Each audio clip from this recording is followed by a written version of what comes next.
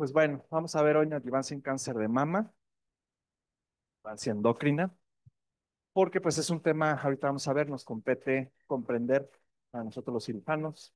Acuérdense que este subtipo de cáncer de mama es el más frecuente y pues curiosamente ese más frecuente pues tiene sus detalles, ¿no? Ahorita vamos a ver en, en función de qué. ¿De dónde sale todo esto de la terapia endocrina? Sale más o menos a principios de los ochentas en estudios con tamoxifeno en el cual se midió la respuesta después de dar este tratamiento en mujeres mayores de 75 años, encontrando que un buen porcentaje de estas pacientes tuvo algún tipo de respuesta, eh, principalmente entre un mes y un año, siendo así que pues este estudio sobre todo es como la base de que nosotros pues sabemos que podemos dar este tipo de tratamiento endocrino. Hay dos conceptos bien importantes que hay que tener claros en este tipo de modalidad terapéutica. Uno es la respuesta. Acuérdense que la respuesta se mide habitualmente por RECIST, eh, lo cual en ultrasonido pues no existe, ¿no? Entonces, pues es realmente ambiguo esta respuesta si la utilizamos con esos términos. Más bien los términos correctos serían, o el más correcto sería algo que se llama Overall Response Rate o también llamado Objective Response Rate, que son las tasas de respuesta objetivas, estas medidas por la suma de las dos máximas dimensiones de un tumor. Y pues bueno, eso se compara, ¿no? Con el tiempo después de estar dando el tratamiento. Van a ver mucho en lo que vamos a revisar. Este tipo de respuestas, completa, parcial, la realidad es que pues lo más objetivo es tener esta ORR y así es como se construyeron estos ensayos clínicos, ¿no? El primer ensayo clínico fue este en el cual ya sabiendo que había una respuesta tomando tamoxifeno, pues bueno, usan el letrozol ¿para compararlo en qué?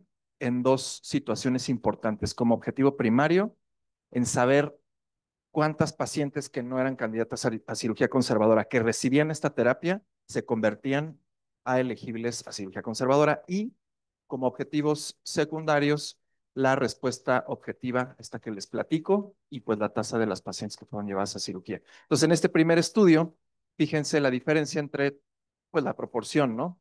En tamoxifeno y letrozol del porcentaje de pacientes que fueron llevadas a cirugía conservadora con una diferencia estadísticamente significativa y a partir de aquí, pues empiezan a correrse todos los estudios que ahorita vamos a ver un poco rápido por la situación esta del CELNIC, ¿no? Fíjense aquí, por ejemplo, muy interesante, la respuesta clínica por palpación, que pues si bien esto es sumamente poco objetivo, subjetivo, vaya, acuérdense que nosotros, pues como cirujanos, como quirúrgicos, utilizamos muchísimo las manos para todo, ¿no? Entonces, si bien es algo que no es muy objetivo, sí es importante que sepan que siempre, de los siempre, hay que revisar a las pacientes, ¿no? Entonces, esta respuesta por evaluación clínica para mí tiene algo de sentido, aunque sí es una forma de medirlo un tanto, como ya les platiqué, subjetiva. ¿Qué es lo más importante? Esta respuesta objetiva, medida por palpación clínica, fíjense, este estudio es del 2001, ya tiene rato, pero me parece muy valioso porque esto que palpa quien sea, quien haya sido en este fase 3 de 16 países, fue estadísticamente significativo para predecir de alguna manera que la paciente iba a tener algún tipo de respuesta o no en función del uso de terapia endocrina neoadyuvante con inhibidores de la aromatasa. Entonces ya pienso que ya desde aquí se más o menos se dan cuenta de que los inhibidores de aromatasa no solo son superiores en supervivencia libre de recurrencia para la adyuvancia, también dan más respuesta objetiva en la neoadyuvancia. Es el famosísimo P24, de aquí sale el también famosísimo PEPI score que les preguntamos. Ahorita lo vamos a ver, pero en este P24 inicial, que fue un fase 3 también, donde también se comparó letrozol con tamoxifeno y también se compararon las tasas de respuesta y desenlaces quirúrgicos, este estudio también sienta la base para evaluar la respuesta biológica. Entonces, para fines muy sencillos, usamos la terapia endocrina neoadyuvante con dos finalidades. Una es aquellas pacientes con tumores receptores hormonales positivos, HER2 negativo, que no son candidatas a una cirugía conservadora de manera inicial. y que tienen un cáncer en una etapa temprana, pues bueno, tratar de convertir, de disminuir ese tamaño tumoral para hacer una cirugía conservadora. Y dos, para evaluar la respuesta biológica, darnos una idea de cómo es que se comporta ese tumor y entonces la probabilidad de que recurra, ¿no? Y entonces la necesidad quizás de dar algún otro tipo de tratamiento adyuvante. Entonces aquí son 154 pacientes versus 170. Fíjense aquí los receptores hormonales están en mayor o igual de 10%. Para ustedes todavía es mandatorio decir que los receptores hormonales positivos a partir de 1%. Aquí todavía no cambiaba ese paradigma, está por volver a cambiar y por volver a poner estos puntos de corte para terminar estos subtipos y lo que ya les platiqué, ningún tumor considerado para cirugía inicial. ¿Y qué vieron aquí? Fíjense el porcentaje de respuestas con los tipos de tratamientos y también la expresión de receptores por Allred. Aquí casi siempre se utiliza Allred, que es pues es una forma por inmunohistoquímica semicuantitativa de evaluar qué tanto se expresan receptores, en este caso estrógenos y progesterona. Es algo que se llaman, estas cosas se llaman scores de inmunoreactividad, ¿vale? Entonces, este Allred score, pues bueno, es muy claro que a mayor expresión y el uso de letrozol, pues bueno, va a tener mayor porcentaje de respuesta. ¿Qué respuesta? Cualquier tipo de respuesta. Y ahí está el primer meollo de la terapia endocrino neoadyuvante, porque pues te pueden decir que es una respuesta parcial, y como respuesta parcial, recordemos que no podemos usar propiamente resist, entonces, pues se complica un poco la cosa y por eso reitero e insisto que la medición clínica, el tanteo, esa malicia que tenemos para decir, ay, pues sí, sí se puede hacer conservadora o no, pues sabes que la verdad es que se me hace que es demasiado, es lo más importante. Y fíjense las tasas de respuesta. Estas más o menos van a ser así en todos los estudios, entre 50 60% con inhibidores de aromatasa y siempre inferiores con tamoxifeno, salvo un estudio que ahorita vamos a revisar. Y igual, fíjense cuántas pacientes van a cirugía conservadora, 48%. Recordemos, si yo como cirujano tengo una paciente con un tumor en una etapa temprana, posmenopáusica, que quizás no necesite quimioterapia y yo quiero ofrecerle una cirugía conservadora, pues tengo la mitad, ¿no? Un poquito la mitad de oportunidad para, pues, desescalar mi tratamiento y ser menos mórbido. Este estudio es el que les platico, en el que realmente no se notó una diferencia estrictamente significativa y en función de la cirugía, que es el famoso IMPACT, es de los estudios más grandes. Este estudio es de Ian Smith, que después fue el PI de Poetic. Y precisamente en este estudio, que también fue un fase 3 en 2 países ricos con 300 pacientes, dijeron, bueno, a ver, vamos a ver qué pasa si comparamos igual el Objective Response Rate en aquellas que toman solo anastrozol, solo tamoxifeno o anastrozol más tamoxifeno. Más o menos se los dieron 4 meses. Eso bien importante. También les preguntamos, ¿cuánto tiempo le vas a dejar la terapia endocrina? Pues son mínimo 4 meses porque los estudios en los que se ha construido este tipo de tratamiento habitualmente son mínimo 4 meses del uso de este medicamento. Entonces, ellos bien interesante, obvio, lo que querían ver es esta respuesta, pero también cambios biológicos en el Ki67. ¿Qué vieron ellos? Pues aquí están las características. Vemos que pues no hay mucha diferencia en los tumores, por ejemplo, al inicio, o sea, baseline. Fíjense, por ejemplo, aquí el tamaño tumoral, 3.8 centímetros, me parece bastante similar a lo que tenemos nosotros acá en el instituto. Y vean, dependiendo del desenlace primario, que es esta respuesta objetiva, como no hay una diferencia realmente estadísticamente significativa en el usar tamoxifeno, anastrozol o ambos. Que esto hace un poco de ruido porque el resto de los estudios demostraron que había una mejor respuesta con el uso de inhibidores de aromatasa. Pero bueno, pues fue lo que les salió. Lo interesante, reitero, ahorita lo vamos a ver, esta es más bien como que la base para lo del Ki67. Fíjense, la respuesta a 3 meses, como en realidad no hay una diferencia. Y aquí, que eso es lo curioso, es que sí hay una diferencia estadísticamente significativa a la revisión, a la palpación, a los 3 meses, pero también después qué pasa realmente en la cirugía. ¿Qué quiere decir esto? Le damos la terapia endocrina en cualquiera de los 3 brazos. Revisamos a la paciente antes de operar. Si hay una diferencia estadísticamente significativa en creer antes de operar que hay mayor probabilidad de una cirugía conservadora utilizando anastrozol, pero ya al momento de la cirugía no la hay. Entonces eso también es algo bien importante. Recuerden también, obviamente acá, pues no estaba o sea, no se usaba tanto esto de hacer cirugías conservadoras, pues también por el timing, ¿no? Por el tiempo, es hace 20 años, es desde hace 20 años. Como les platicaba, lo interesante o lo más valioso del Impact es que después sacaron estos cambios en el 1567 y se dieron cuenta de que había un decremento estadísticamente significativo a favor del anastrozol. Fíjense al cuánto tiempo. Pues de aquí sale que tomemos biopsias a las 2 a 4 semanas. Fíjense aquí cómo baja esta proliferación a las 2 semanas y de ahí en adelante ya no baja más realmente. Entonces, esta es la justificación de que tomemos esas famosas biopsias de 2 a 4 semanas después, porque se dieron cuenta ya hace 20 años que a partir de 2 semanas ya no nos daba muchísimo más valor la disminución de este Ki-67. Y aquí obviamente, en función de medias geométricas, pues cuánto cambia el Ki-67, ¿no?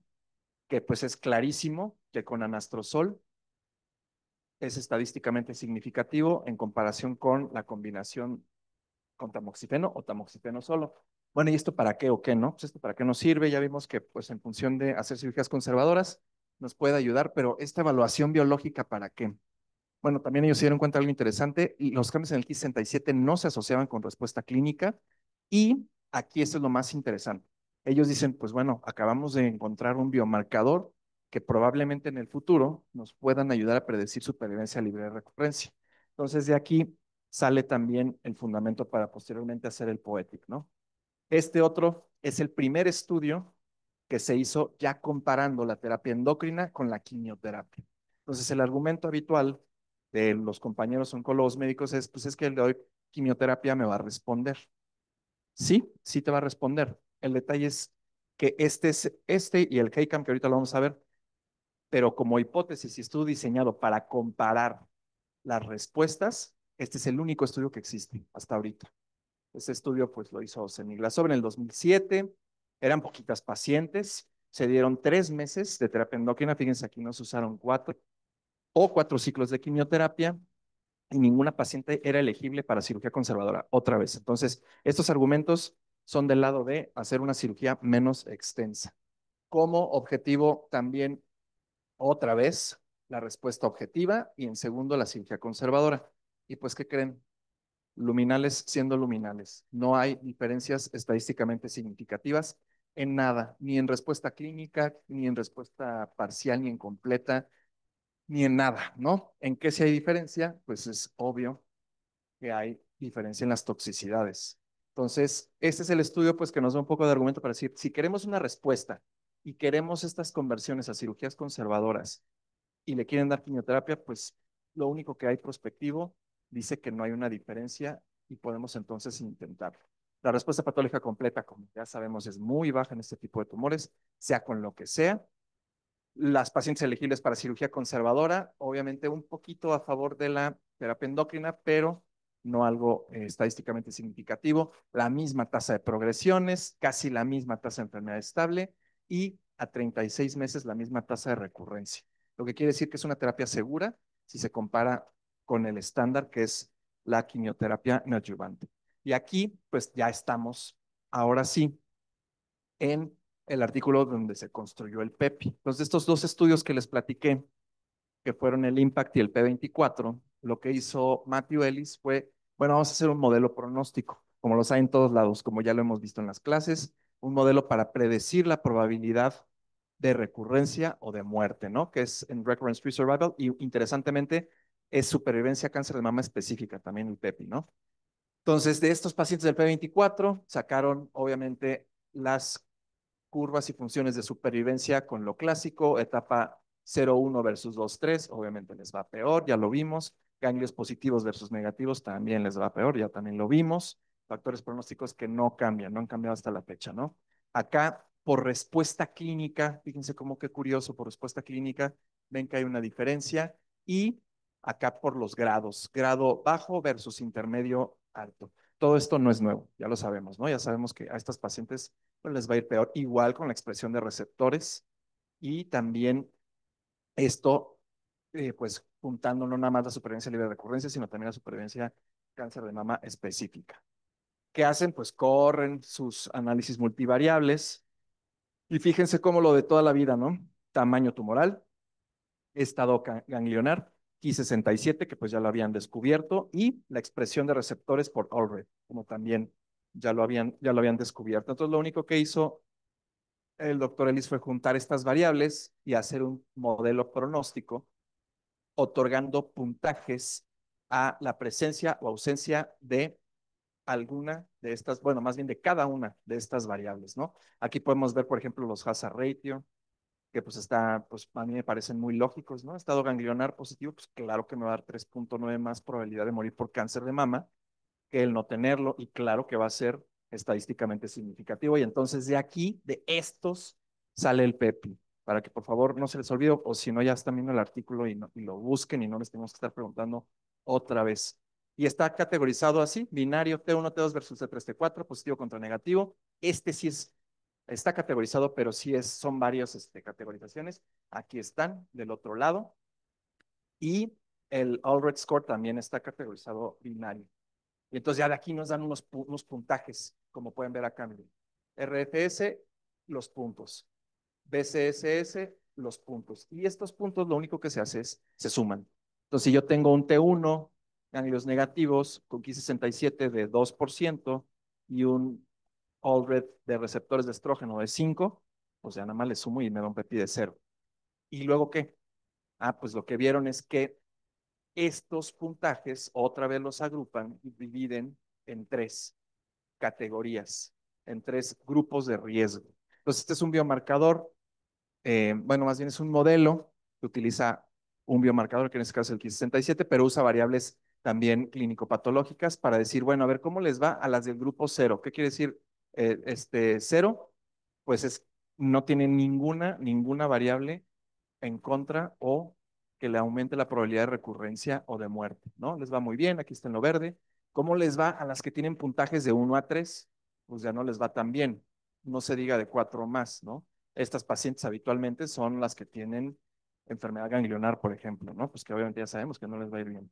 Y entonces, dependiendo de los puntajes de PEPI, acuérdense, estos numeritos de arriba son los que se suman, ya en conjunto se categorizan como grupos. El grupo 1, que solo tiene a las pacientes con PEPI de 0, el grupo 2, que tienen PEPI de 1 a 3, y el grupo 3, que tienen PEPI de 4 o más.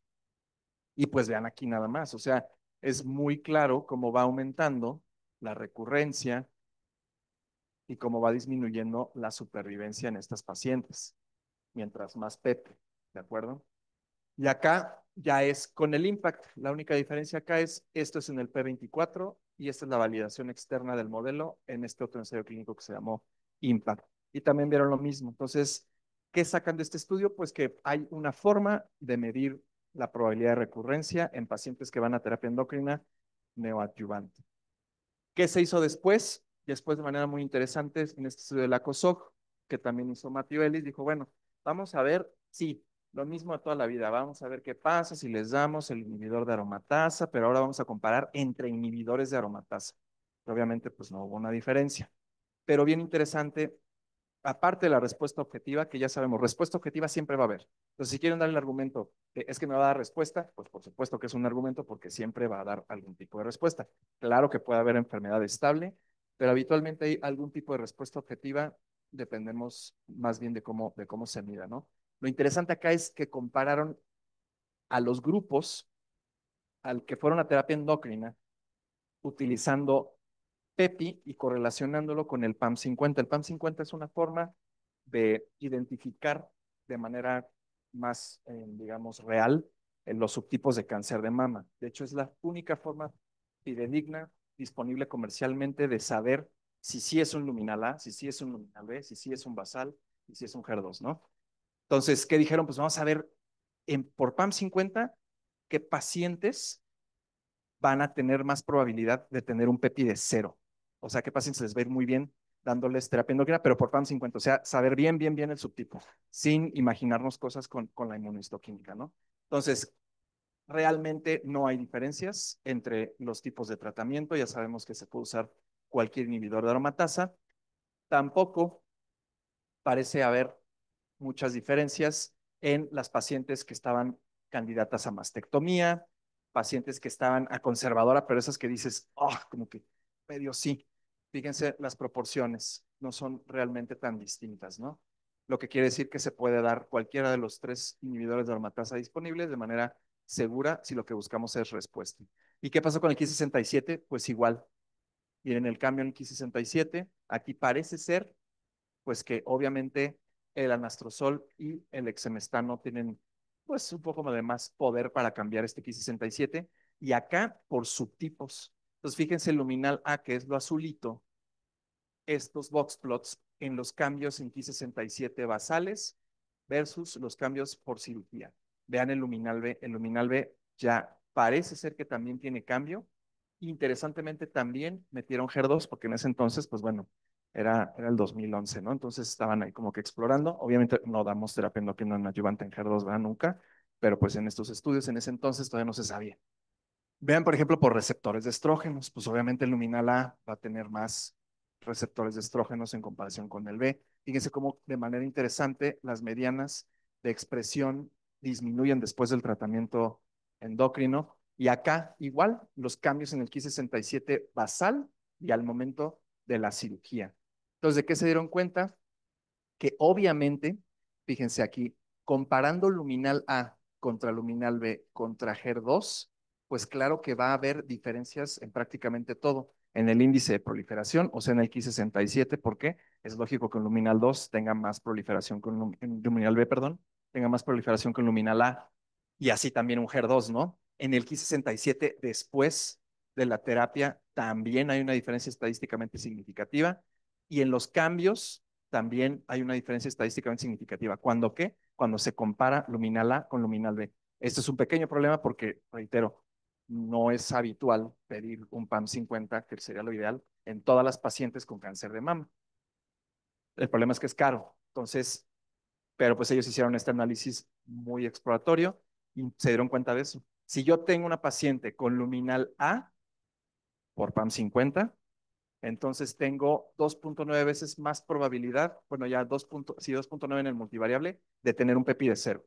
¿Qué quiere decir esto? Pues que las pacientes, no vamos a tener PAM 50, pero las que ustedes vean en su práctica, en las unidades funcionales, que expresan 7 u 8 de ALRED, que tienen Ki67 de 15, que son mayores de 75 años, que progesterona también la expresan alto, pues bueno, medio pueden ser luminala, ¿no?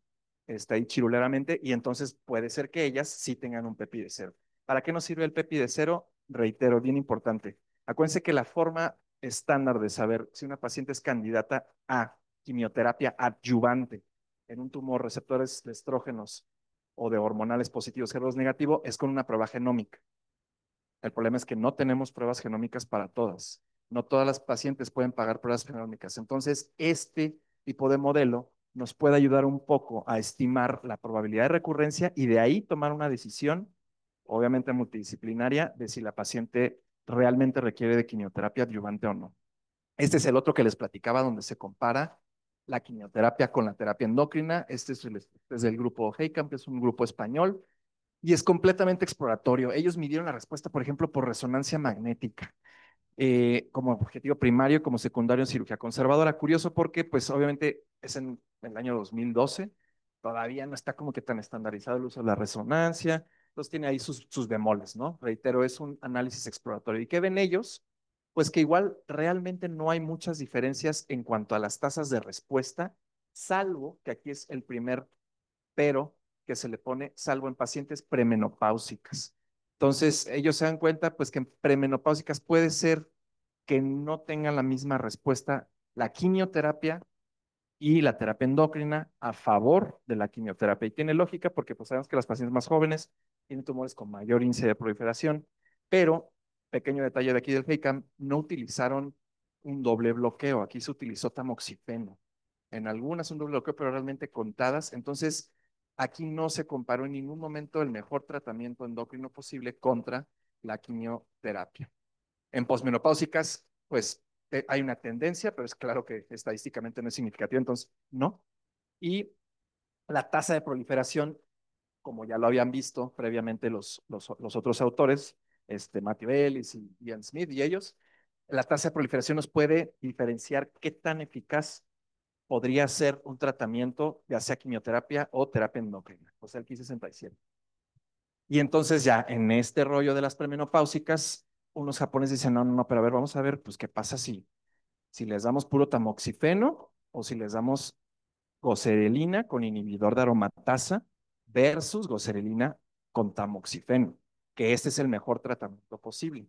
Y se dieron cuenta de lo mismo, igual como ya sabemos que hay mayor supervivencia, incluso global, bajo ciertas condiciones, en la terapia endocrina adyuvante con doble bloqueo usando inhibidor de aromatasa en premenopáusicas, ellos también se dieron cuenta de que la respuesta igual o la respuesta objetiva, como ya vimos, es sustancialmente mayor si se dan doble bloqueo. Bien importante. Entonces, si se ha de dar este tratamiento a una mujer premenopáusica, ideal, y yo diría hasta obligatoriamente, se tendría que dar un inhibidor de aromatasa con un bloqueo, un análogo de GnRH, ¿no? Aquí está más o menos al tiempo de tratamiento, la comparación en proporciones, por ejemplo, aquí, de respuesta. Fíjense, estas objective response rates pues, son sustancialmente mayores, ¿no? Cuando se da el anastrozol. Y esto, pues más o menos medido a la semana 24. Por eso cuando les preguntamos, bueno, ¿y cuál es la mediana más o menos para evaluar esta máxima respuesta? Pues 24 semanas más o menos son como 6 meses, ¿no? Por eso decimos que 6 meses, porque en este estudio particularmente sí miden de manera muy precisa a qué semana hay mayor tasa de respuesta. Algo bien importante también, en terapia endocrina adyuvante, a mayor tiempo que des el tratamiento es más probable que responda, porque acuérdense, son tumores que crecen lento. Y así como crecen lento, también se hacen pequeños lento, ¿no? Obviamente hay más tasa de efectos adversos utilizando el inhibidor de aromatasa. Y fíjense aquí qué gran proporción de pacientes fueron a cirugía conservadora, 86%. Y ya son bastantitas. Y obviamente en estas mujeres premenopáusicas, vean este Kivasal. Es un Kivasal pues alto, ¿no? Es más de 20%, pero efectivamente, como ya se sabía en el IMPACT, el utilizar un inhibidor de aromatasa, ahora también en las premenopáusicas, nos induce una reducción significativamente mayor en comparación con el tamoxifeno. Y pues bueno, eso es lo que sabemos ya a nivel de los ensayos clínicos que se han hecho. ¿Qué sabemos ya a nivel de metaanálisis? Pues hay un metaanálisis del 2015 de 3.400 mujeres, pues en las cuales igual se ve que dar terapia endocrina versus quimioterapia no tiene diferencias en las tasas de respuesta. Entonces, para nuestro interés, se puede dar de manera segura si lo que yo quiero es una cirugía menos extensa. Ahora ya comparando, que aquí es la respuesta clínica, endocrino versus quimio, la respuesta radiológica, vean cómo en los forest plots, pues se cruza la unidad en la ponderación de los estudios. Fíjense cómo son bien poquitos estudios. Eso es chistoso porque, obvio, todo este IMPACT y el P24 y el ACOSOC, todos esos, claro que son esos estudios grandotes porque en ese entonces le interesaba a la farma vender esos inhibidores de aromatasa. Ya en el momento en el que sale una droga nueva, pues ya, lo botan, se quedan ahí en el olvido, pero pues bueno, es evidencia que difícilmente podemos ignorar, ¿no? Si la conocemos. Vean, en respuesta clínica, claro que va a favorecer el inhibidor de aromatasa. Respuesta radiológica, claro que va a favorecer el inhibidor de aromatasa. Respuesta patológica, no importa, porque pues no responden habitualmente. Y cirugía conservadora también favorece al inhibidor de aromatasa. Aquí incluso meten estudios donde se utilizan dos, como lo vimos en el IMPACT, dos terapias endócrinas. Y pues la realidad es que, salvo por que es respuesta radiológica, que a nosotros no nos cambia mucho el plan, no parece haber diferencia, ¿no? ¿Qué pasa ahorita? Esto es como todos los antecedentes. Las bases para que ustedes entiendan por qué la damos, cómo la damos, cuándo hacemos la biopsia, etcétera. Pues obviamente ya en el presente, teniendo pruebas genómicas, se le ocurre a estos japoneses algo bien interesante en un estudio de medicina translacional, de calcular qué utilidad tiene el recurrence score del Oncotype para predecir la respuesta clínica en estas pacientes. Entonces está muy cool porque pues, tú le haces un Oncotype y más o menos te puede dar una estimación de esta respuesta clínica, lo cual está indirectamente relacionada a la probabilidad de que se vaya a una cirugía conservadora, ¿no? Obviamente también vieron la supervivencia libre de recurrencia en posmenopáusicas, estas sí, pues pacientes, en este caso, menores de 75 años, y se la utilizaron adyuvancia con o sin quimioterapia, ¿de acuerdo? Después, lo que ellos vieron, que fue, pues, o más bien pues, su objetivo, que era comparar esta respuesta clínica con estos recurrence score, fíjense en estos puntos de corte. Estos puntos de corte no son del responder, ¿verdad? Estos puntos de corte son antes, porque este estudio, pues, es más o menos como el 2018, 19. Entonces, ¿y qué vieron? Buscaron también qué relación hay entre la respuesta clínica y la expresión de estos genes por PCR. El Ki-67 por inmunohistoquímica y las correlaciones entre ellos. Entonces, ellos lo que dijeron es, ok, está padre la terapia endocrina, pero estamos en la era de los biomarcadores y de las pruebas genómicas. Vamos a ver si hay alguna relación entre estas pruebas genómicas con este tipo de terapia. Y fíjense, como obviamente a mayor puntaje de categorización del oncotype, menos respuesta va a haber utilizando este tipo de tratamientos. Es lógico, ¿no? Las pacientes de menos de 18 quiere decir, no sé si se acuerdan más o menos de la formulita, pero pues que tienen más, es la expresión de estas variables, por ejemplo, como receptores de estrógenos o de progesterona, que calculan el score de riesgo, pero negativo, o sea, te disminuye la probabilidad de recurrencia a más expresiones, por ejemplo, de receptores de estrógeno, que ellos lo comprobaron aquí. Y aquí lo vemos igual, respuesta completa, enfermedad estable, progresión. Fíjense, a mayor recurrence score hay más proporción de progresiones. También es lógico, pues son tumores más agresivos que pues no se van a, pues la paciente no se va a beneficiar de un tipo de terapia endócrina, ¿no? Entonces, este es el primero en donde usan una prueba genómica para estimar estas respuestas. Aquí fíjense bien interesante, el recurrence score nos da estadísticamente significativa la probabilidad de tener la respuesta clínica. Entonces yo ya sé que si le hago una paciente un oncotype antes de darle endocrinoneo y me da un recurrence score de 12, pues hay más probabilidad que tenga esa respuesta clínica y entonces de que yo sí eventualmente la vaya a llevar a una cirugía conservadora. Y acá la asociación de este recurrence score con las pacientes que son candidatas antes y después a cirugía conservadora. También es estadísticamente significativo cuando hay esta diferencia en los scores de recurrencia, ¿no? Utilizando la prueba. Y aquí otra vez hacen un análisis multivariable de a ver si estos genes se encuentran asociados con esta respuesta clínica y pues por supuesto que le sale, ¿no? Este ESR1 viene en la fórmula del oncotype, este PGR viene en la fórmula del oncotype y este group score, que también es el grupito de los receptores de estrógenos, viene en la fórmula del oncotype y obviamente todos y cada uno de ellos, básicamente estos, tienen una significancia estadística en función de aumentar la probabilidad, fíjense en los odds ratio, de tener una cirugía conservadora, ¿no? Que no es específicamente aquí dicen en ningún momento conservadora como tal, es más bien la respuesta clínica, pero reitero, nosotros nos basamos en la respuesta clínica y nada más que en la respuesta clínica, ¿no? Después que sale el Poetic, como ya les platiqué, es de Ian Smith, que 10 años antes en su línea de investigación dijo, pues ya, yo sí quiero ver si el 1567 es un marcador, es un biomarcador pronóstico in vivo si yo doy un tratamiento a las pacientes con estas características, ¿no? Receptores hormonales positivos, HER2 negativos. Y entonces, ¿qué hicieron? Hicieron un estudio fase 3 de 3,000 pacientes, aquí todas posmeno. Dijeron, vamos a ver qué pasa si damos inhibidor de aromatasa por 2 semanas y después las operamos. Obviamente pues, son pacientes de países ricos, entonces son etapas tempranas, con muy buen estado funcional. Y lo que se fijaron o sus objetivos fueron ver el tiempo, la recurrencia dependiendo de esta respuesta del Ki-67 y después ya el recurrence free survival, el tiempo para la recurrencia local o a distancia, la supervivencia global. Y entonces, ¿cuál es el objetivo? Ki-67 como predictor de desenlace. Fíjense, este estudio es británico y pues es de los países más ricos del mundo y curiosamente son muy tacaños. Entonces, se fijan mucho en cómo utilizar biomarcadores baratos o modelos de predicción baratos para no dar tratamientos o sí darlos, ¿no? Y pues como podemos ver acá, ya sabemos que habitualmente en que es en Lancet, pues no ponen las PES, pero pues se ve que están proporcionados los grupos, tanto el control como el que va a esta terapia endocrina adyuvante.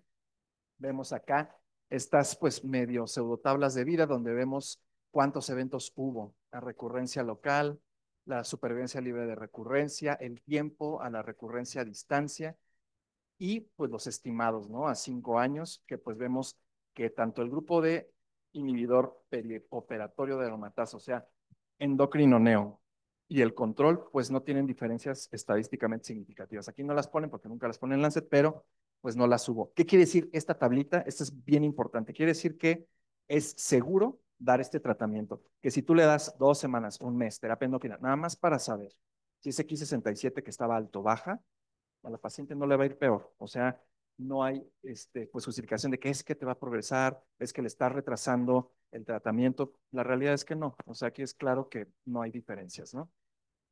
Y entonces, ¿qué encontraron? Obviamente a ambos grupos les fue muy bien, porque pues son pacientes con este tipo de tumores en etapas tempranas. Les va bien, reitero, como ya lo habíamos platicado, con, sin y a pesar de nosotros. Y lo que sí vieron son estas que apenas se ven, porque pues, el proyecto como que no nos ayuda, pero lo que sí vieron es que hay una diferencia en este caso, tiempo a la recurrencia o supervivencia libre de recurrencia entre los grupos. Estos grupos están categorizados para que se lo memoricen. Los R2, los R1 están todos destruidos, ya los vi. Como alto, alto, ¿qué quiere decir? Un Ki-67 mayor o igual a 10, que no baja de 10. Alto, bajo, o sea, un Ki-67 mayor o igual a 10, que baja a 9 o menos, y bajo, bajo, que es 9 o menos, que se queda en 9 o menos. Y entonces, lo único que nos dice este estudio es que las pacientes que tienen un Ki-67 alto, que es esta línea verde, que no baja, entonces tienen mucho mayor probabilidad de recurrencia, 2.5 veces más probabilidad de recurrencia. Y entonces ya en proporción, el riesgo de recurrencia, fíjense cómo aquí de bajo a bajo a alto a bajo se duplica, y ya el alto alto, pues se duplica otra vez, ¿no? Más todavía. O sea, tienen un 21.5% de riesgo de recurrir a 5 años si ese Ki-67 no baja. ¿Y eso para qué nos sirve? ¿Qué utilidad tiene? Bueno, pues si yo no tengo dinero para pedir una prueba genómica carísima y esta mujer tiene un Ki-67 de 15, le doy 2 semanas terapia endocrina, le tomo otra biopsia, si sigue siendo de 15, pues ya le digo al oncólogo médico, oye, ¿cómo ves? No bajó, y ya decidirán ellos si le dan la terapia o no. Reitero, la utilidad de esto es un biomarcador, pues que no es tan costoso, ¿no? Como una prueba genómica. ¿Qué pasa ahora con la enfermedad ganglionar residual? Porque pues obviamente también nos preocupa la axila. Este es un estudio muy interesante, por ejemplo, de Olga Cantor, es una corte del NSDB de 4,000 pacientes y ellos dijeron, ¿qué implicación pronóstica tiene la carga axilar después de la terapia endocrina? A ver, ¿tú qué piensas? ¿Qué implicación tiene? Si tiene ganglios positivos, ¿le va a ir mejor o le va a ir peor? Tienen y temperatura pues, pues por lógica entre pues diría peor con poquito. Muy bien, respuesta correcta, así de fácil. Siempre les va a ir peor, ¿no? Con terapia endocrina, con inmunoterapia, con antiger, con doble bloque antiger, con inmunoterapia más doble bloque antiger, más olaparib, no importa. Si quedan ganglios positivos, les va a ir peor. Y entonces, pues nada nuevo. Claro que ellos se dieron cuenta que a mayor proporción de ganglios positivos, la supervivencia iba a ser menos. Y esto bien interesante, que esto es más como de nuestro interés. Si yo tengo un N1 clínico, la probabilidad de tener enfermedad ganglionar después del endocrino neo en 1 a 2 ganglios es del casi 40%. Entonces, pues es una alta probabilidad de que tengas enfermedad residual. Eso no quiere decir necesariamente que tengan que ir a disección axilar.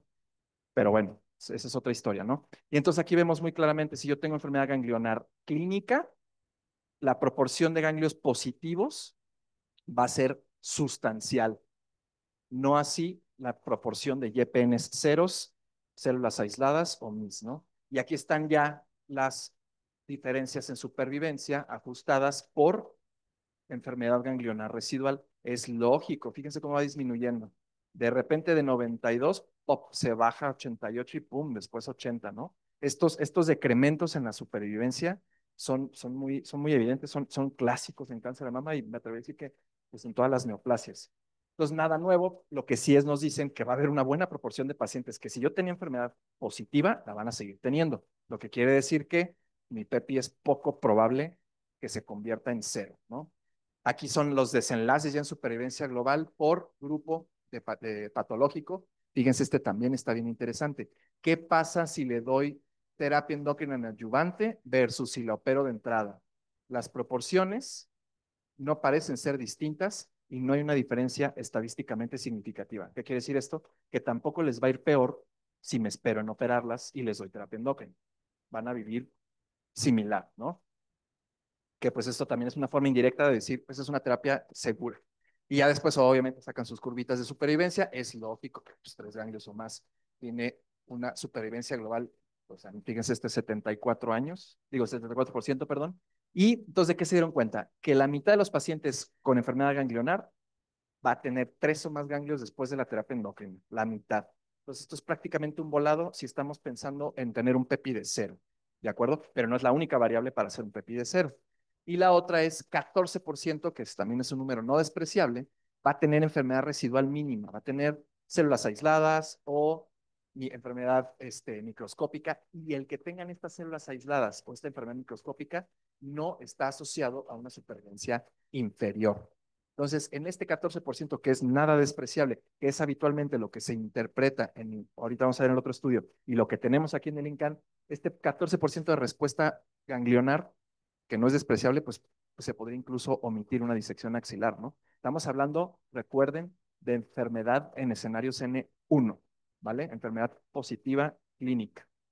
Luego, ¿qué hacen? Otra vez hacen otro análisis con la National Cancer Database, una revisión sistemática para saber la respuesta axilar en pacientes que tienen enfermedad ganglionar positiva previa y que van a endocrinómeno. Otra vez, pues son bastantes pacientes, son 4,000 pacientes. Y fíjense este numerito. N1 y después de la NET, 15.39% de PN0. Aquí debería ir una Y, no la pusieron. Pero fíjense, esta misma proporción de 15% es lo que vemos en el estudio previo, que es de la doctora Cantor. ¿Qué quiere decir? Pues más o menos la respuesta axilar en la terapia endocrina adyuvante, aquí son 4,000 mujeres, más o menos es el 15%. Aquí en el INCAN es el 16%. Entonces, pues sí hay algo de validez externa con este tipo de tratamiento. Obviamente, pues va a haber diferencias en los grados tumorales, porque pues son pacientes que no responden versus las que sí. Y obviamente también hubo diferencias en la histología, ¿no? Aquí ya es qué tipo de manejo quirúrgico les dieron a estas pacientes. Recordemos que es un estudio pues del 88 al 2020, por eso a mí no me extraña que 74% de las pacientes hayan ido a mastectomía. Esto ya no debería de ser, ¿no? Pero pues históricamente así está. Igual, fíjense, 63% fueron a disección axilar. Todo esto pues nada más para que vean que claro que hay una diferencia, claro que fueron más pacientes que tuvieron enfermedad residual a disección axilar, porque todavía pues era estrictamente, bueno, todavía es estrictamente necesario el hacer estas disecciones, ¿no? Hasta ahí es respuesta ganglionar. ¿Qué pasa ahora volvemos a las premenopáusicas? Porque hasta donde tengo entendido en la guía de ASCO, no está recomendado dar esta terapia por esta bibliografía, que es este estudio coreano, en el que igual dicen, vamos a ver la respuesta objetiva dando quimioterapia versus tamoxifeno con goserelina por 24 semanas. El objetivo primario fue la respuesta objetiva, no ningún desenlace en supervivencia, respuesta objetiva. Y como ya lo vimos antes, pues el primer problema de este estudio es, ¿por qué le das tamoxifeno con goserelina si los japoneses nos dijeron en el 2009 que era mejor dar inhibidor de aromatasa con goserelina? Si tú estás comparando la respuesta objetiva en un tratamiento estándar, pero no le estás dando el mejor tratamiento posible experimental, pues la probabilidad es de que no te salga, ¿no? Entonces, efectivamente, no le salió. Y la respuesta objetiva medida por respuesta completa y respuesta parcial, que fíjense otra vez, aquí en ningún lado estamos utilizando milímetro. Estamos utilizando lo que se imagina en este caso por resonancia magnética el radiólogo, que aquí sí es curioso porque aquí sí vale este tipo de respuestas. Recuerden que REFIS sí se puede utilizar para mama en resonancia magnética. El detalle es este otra vez. Las pacientes del grupo de terapia endocrina no recibieron la mejor terapia posible y entonces obviamente sí hay una diferencia sustancial en proporciones. Otra cosa particular de este estudio es que no alcanzaron el reclutamiento, porque recordemos que son países que tienen pues pacientes más añosas, ¿no? Aquí vemos por caliper cómo también hay una diferencia en las proporciones y pues la respuesta patológica, fíjense qué interesante, mayor en el grupo de quimioterapia. Ahora, estas pacientes pues tuvieron obviamente diferentes tasas de respuesta y diferente probabilidad de progresión. Lo que se dieron cuenta es precisamente eso. En este estudio, con los bemoles que tiene, lo que dicen es, a las premenopáusicas, si yo quiero hacerles una disminución sustancial del tumor, o sea, si yo quiero tener una buena respuesta objetiva, si hay una diferencia estadísticamente significativa, si le doy quimioterapia versus terapia endógena. Pero no hay un estudio que compare inhibidor de aromatasa, azoxerelina, versus quimioterapia. Aquí todas las pacientes fueron con tamoxifeno. Entonces, la conversión de mastectomía total a cirugía conservadora no tuvo una diferencia, que volvemos a lo mismo, ¿no? Depende de qué nos convenga argumentar. Aquí a mí me conviene argumentar de, ok, si hay más respuesta por resonancia, esa respuesta me da igual. No hay una diferencia estadísticamente significativa en las pacientes que iban a ir a mastectomía y finalmente fueron a cirugía conservadora, si ese fuera el argumento, ¿no? Obviamente ellos se dieron cuenta que hay una gran discrepancia entre la respuesta tumoral después de cualquiera de las dos terapias y la resonancia. Ese es un problema con los tumores receptores hormonales positivos. La resonancia como que no es muy buena para estimar las respuestas en este tipo de tumores en comparación de subtipos más respondedores. Lo que ya les platiqué, la muestra no fue satisfactoria, no alcanzaron a reclutar el número de pacientes para tener su poder estadístico y pues no usaron el mejor tratamiento experimental posible. ¿Qué es lo actual? ¿Lo que es lo que hay ahorita? Este estudio que ya me parece que ya lo vimos, que es el ADAPT, que es del grupo alemán, ¿no? Aquí ya mezclan todo esto que se ha ido creando, la prueba genómica y este biomarcador que se llama Ki67. Y es muy interesante porque no es tan fácil meter marcadores intertratamiento, meter marcadores in vivo para estimar una respuesta y por ende poder cambiar una decisión terapéutica, que es lo que hicieron ellos. Ellos con estas pacientes lo que dijeron fue, vamos a ver qué pasa con las pacientes que tienen un riesgo intermedio, pero un Ki67 alto y que después baje. ¿De acuerdo? Si lo tenemos claro, no necesitaríamos este Ki67 porque son pacientes con un riesgo intermedio, ¿no? Por responder de 1 a 3 ganglios no pasa nada. Pero, de alguna manera, la utilidad de este estudio es en las pacientes premenopáusicas, porque en ellas, como ya vimos, según este estudio coreano, es mejor utilizar la quimioterapia. Bueno, pues, pero ¿para qué, no? Para respuesta objetiva, a mí me da igual. La cirugía va a ser la misma. Lo que me interesaría o el argumento, el contraargumento de dar esta terapia es la supervivencia. ¿Qué pasa con la supervivencia? Pues bueno, no son tantas pacientes premenopáusicas, pero tampoco son tan poquitas en este grupo, que es el grupo de nuestro interés, 26%. Fíjense la proporción de tamaño tumoral, 40% T2 a T4. Y fíjense el estado ganglionar, también una tercera parte. Quiere decir, pues que aquí había pacientes premenopáusicas con enfermedad ganglionar y riesgo intermedio que fueron a terapia endocrina y que a bajar el Ki67 no recibieron quimioterapia.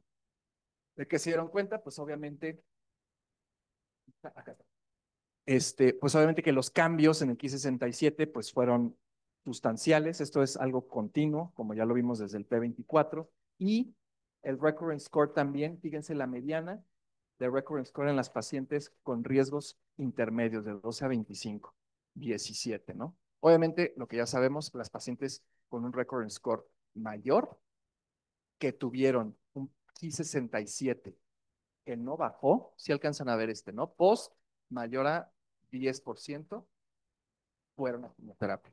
¿Y qué dijeron? Pues bueno, vamos a comparar las supervivencias. Este es un estudio de no inferioridad. Dijeron, vamos a esas que respondieron con Ki67, que eran riesgo intermedio, ¿sí? Son estos dos grupos. A unas no les vamos a dar quimio y a otras sí, dependiendo de si me baja el Ki o si no me baja. Obviamente, es un estudio en el que no es inferior dar terapia endocrina en este grupo de pacientes, pues porque no cruzaron el umbral que era este 3.3%. Y fíjense aquí, qué curioso, ¿se acuerdan de lo que platicábamos con las pruebas genómicas, no? Las pacientes que tienen un recurrence score de 11 para abajo, les va a ir bien lo que les hagamos. Pues fíjense cómo en aquellas que tienen un recurrence score todavía un poco más alto, pero que es con este biomarcador nos da un indicio de que tiene buena respuesta a la terapia endocrina, pues las supervivencias no son distintas, ¿no? ¿Qué quiere decir? Pues que es bastante seguro, porque son pacientes, reitero, que van a tener un buen pronóstico, dependiendo pues obviamente de esta respuesta de este biomarcador. Aquí igual, con supervivencia libre de enfermedad, supervivencia global, etcétera. Entonces, ¿qué valor nos da este estudio ADAPT? Pues que se puede considerar en premenopáusicas, incluso con enfermedad ganglionar, porque la supervivencia no va a cambiar. Bien importante, obviamente no es un estudio de puras premenopáusicas. Los alemanes no tienen tantas premenopáusicas, pero se puede considerar, ¿no? Es una proporción de la muestra no despreciable. Lo que ya sabíamos desde siempre, que el récord score de 0 a 11 tiene muy buena supervivencia y que las que tienen un riesgo intermedio, sea premeno, sea posmeno, tenga N0, tenga N1, si este I67 con terapia endocrina de curso corto, o sea, 2 semanas, queda en 10% o menos, entonces se puede omitir quimioterapia. Este es el primer estudio que utiliza un biomarcador predictivo, porque aquí sí yo estoy haciendo una intervención que es la terapia endocrina, después tomar una biopsia, y si esa biopsia me sale así, entonces yo ya cambio mi decisión terapéutica. ¿Dudas?